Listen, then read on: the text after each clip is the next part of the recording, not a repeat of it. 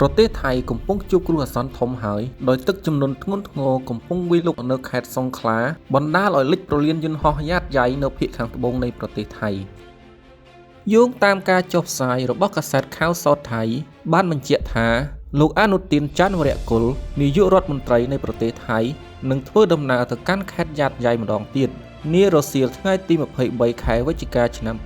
2025ដើម្បីផ្ដល់ការលើកទឹកចិត្តដល់ការជួយសង្គ្រោះប្រយុទ្ធប្រឆាំងទឹកជំនន់ដែលកំពុងវាយប្រហារយ៉ាងខ្លាំងក្លានៅខេត្តភាគខាងត្បូងប្រទេសនេះ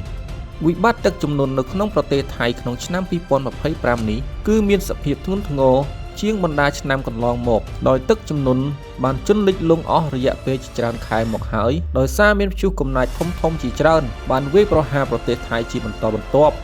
តាមការចេញផ្សាយរបស់សារព័ត៌មានថៃដូចជាសារព័ត៌មានខាវសោតនិងសារព័ត៌មាន The Nation ជាដើមបានសរសេរថានាយករដ្ឋមន្ត្រីថៃលោកអនុទានកំពុងពន្លឿនការរំដោះទឹកហើយលោកសង្ឃឹមថានឹងមានភាពល្អប្រសើរក្នុងរយៈពេលខ្លីខាងមុខប្រសិនបើគ្មានភ្លៀងធ្លាក់មកបន្ត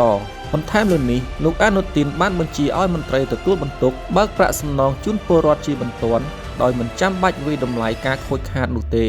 ជាមួយគ្នានេះដែរតាមការចុះផ្សាយរបស់កាសែត The Nation ក្រុមហ៊ុនអាកាសចរអន្តរជាតិទៅកាន់ប្រលានយន្តហោះយ៉ាតយ៉ៃបានប្រកាសពីវិធានការជួយដល់អ្នកដំណើរដែលធ្វើដំណើរទៅកាន់យ៉ាតយ៉ៃផងដែរ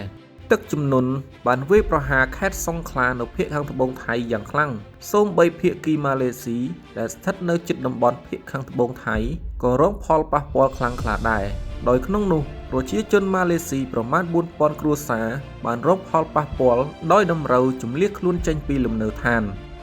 គិតមកដល់ពេលនេះទឹកជំនន់បានវាយប្រហារក្នុងប្រទេសថៃលិចលង់ជាង40ខេត្តទៅហើយមិនត្រឹមតែប៉ុណ្ណោះទំនប់ទឹកធំ